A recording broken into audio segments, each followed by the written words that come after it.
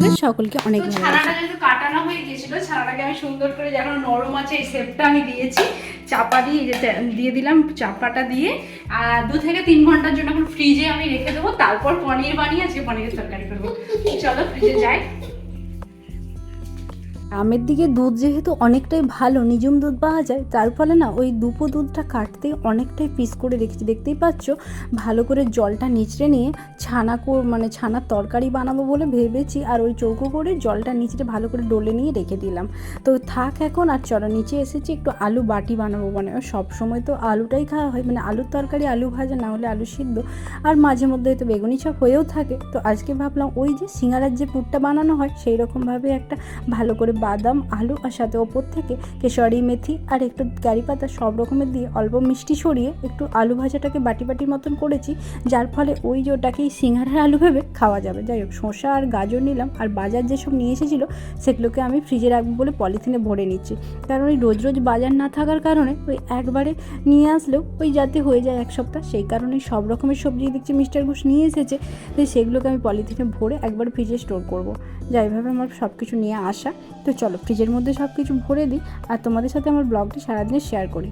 তো কেমন আছো সবাই? আশা করি ভালো সুস্থ, আমার পরিবারেও অনেক ভালো আছে।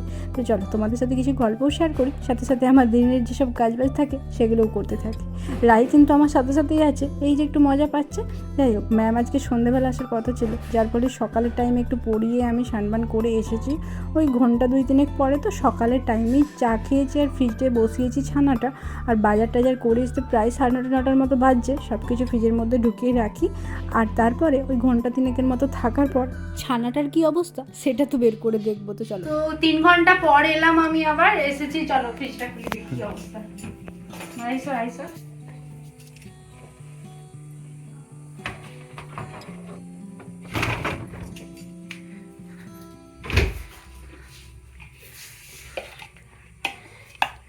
তো অনেকটাই হয়েই গেছে। তো চলো এটাকে পিস করবো, নিচে যাই।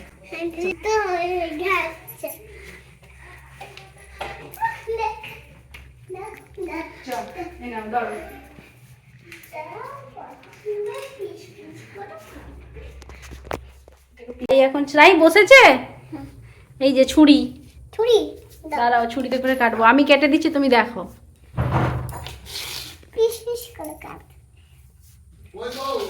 আমি একটা কাটবো, তুমি একটা কাটবে।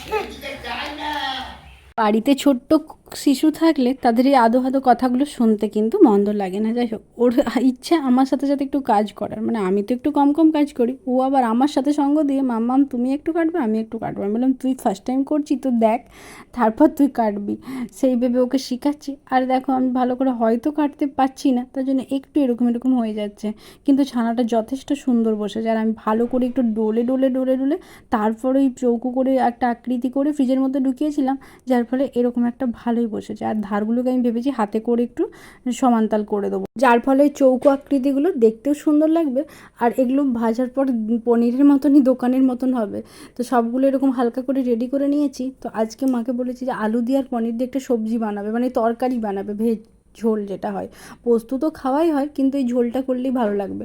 আমি যখন ওই মায়াপুরে যেতাম, মায়াপুরে কিন্তু এইরকম ঝোলই হয়, আলু দিয়ে পনির দিয়ে একটা ঝোল, যেটা কিন্তু খেতেও ভালো লাগে আর পনিরগুলো মুখে লাগে। আর পোস্তর সাথে তো পোস্তই থাকে, কিন্তু তাতে ওই চানা দিয়ে মিষ্টি মিষ্টি করে ওই তরকারিটাও খেতে ভালো লাগে। কিন্তু আমার এই টমেটো, আদা, লঙ্কা, জিরে সব কিছু দিয়ে এই ঝাল ঝাল করে পনির ঘন করে তরকারিটাও খুব ভালো লাগে খেতে।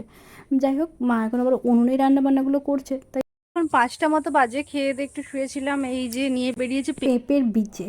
কারণ ওই যে আমি খরারে গিয়েছিলাম, ওখানে মা কিছু এত মিষ্টি জাতের পেঁপে দিয়েছিল, সেটাই নিয়ে এসেছি।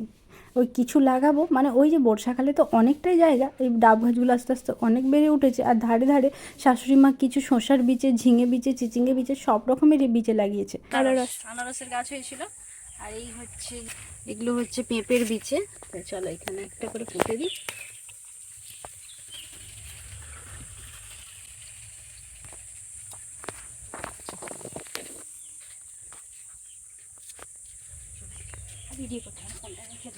গ্রামের দিকে এই মনোরম পরিবেশগুলো দেখতে ভালো লাগে। আর আমি না একটু গাছপ্রেমী আছি বলতে পারো। এটা তোমরা যারা যারা আমার ব্লগের বন্ধু আছো তারা দেখেই থাকো, আমি একটু গাছ, এইসব সবজি দেখতে ভালোবাসি। বিকেলের সময় যখন আমার বেশ মনটি খারাপ খারাপ লাগে, এই যেন গাছগুলোকে দেখলে আমার বেশ মন ভালো হয়ে যায়।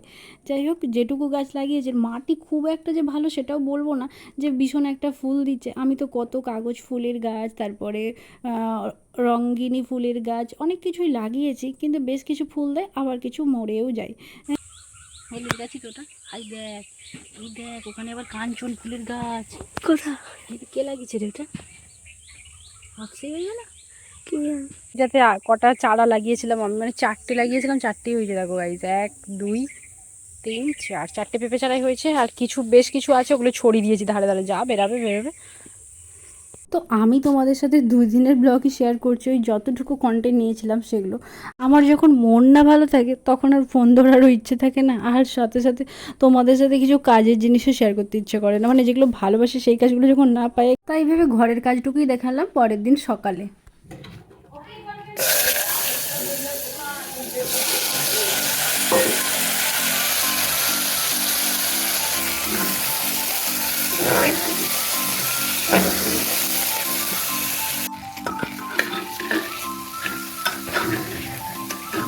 আজকে ভাবলাম বেশ সুন্দর করে একটা সব রকমের মানে ক্যারি পাতা দিয়ে, তারপর সব কলাইগুলো অঙ্কুরিত হয়েই গিয়েছে, মানে ওই যে ভিজিয়ে রেখেছিলাম, বোন আসবে, সুমনা আসবে, সবাই মিলে একসাথে খাবো বলে অনেকটাই ঘুগনি করবো বলে রেখেছিলাম। আজকের দিন এলো না বলে কলাইগুলোর কল বেরিয়ে গেছে, সেটা দিয়ে ঘুগনি বসিয়েছে। আর বাড়িতে এসেছে এই যে হনুমান, এক পলিথিন ছিল বাদাম, সবকে খেতে শুরু করেছে।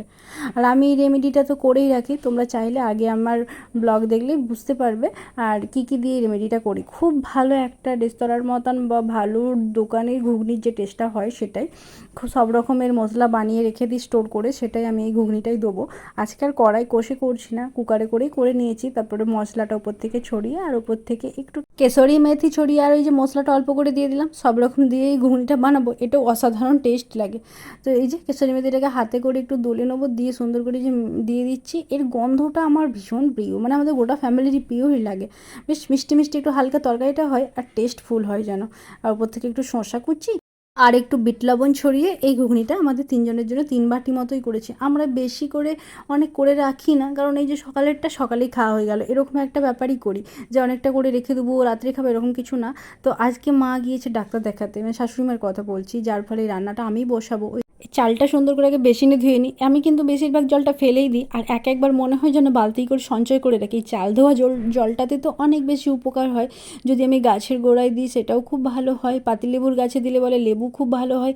আর আজকে ভাবলাম আর সঞ্চয় করে রাখবো না, কারণ বর্ষাকালে যখন তখনই বৃষ্টি হচ্ছে, তাই জলটা ভালো করে এখানে বেসিনে ধুয়েই নিয়ে যাই, কারণ এই ভাতটা বসাবো। আজকে দিনটি আবার আমাবস্যা ছিল, যার ফলে আমি তো এখন পুজো হয় না বলে খাবো না, আর ভাতটা আমি আমাবস্যার দিন খাই না। লুচি পরোটা না হলে বেশ মুড়ি এরম কিছুই খাই, সবরিটা খাই না।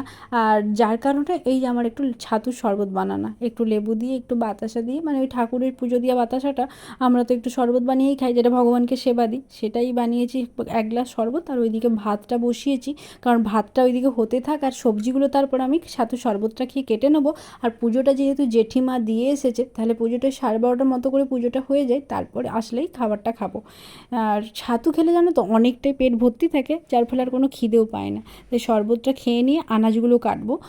চলো কী কী আনাজ আছে দেখি। তো আমি নিয়ে এসেছি গিমে শাক, একটু পাশেই দেখছি বেশ অনেকটা গিমে শাক হয়েছিল, এই গিমে শাক দিয়ে, আর এখানে সব রকমের সবজি, মানে আগের দিনে যে ফ্রিজে সঞ্চয় করে রেখেছিলাম, কুঁদরি, পেঁপে, আলু, বেগুন, চিচিঙ্গে, সব মূলো দিয়ে একটা সবজি কেটে রেখেছি। ওই যে একটা চচ্চড়ি বানাবো, আর বেগুন ভাজা আর সোয়াবিন দিয়ে আলু দিয়ে একটা ঝোল করব।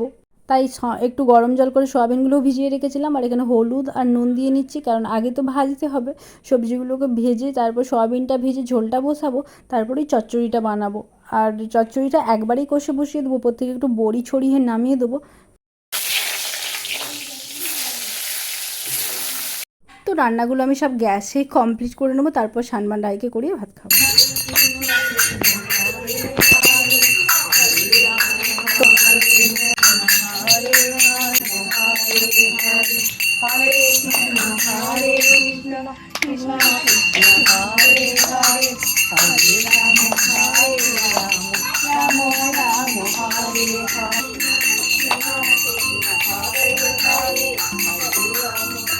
এর জন্য এই সময় বের করে 1 কাপ চা আর বিস্কুট নিয়ে বসলাম।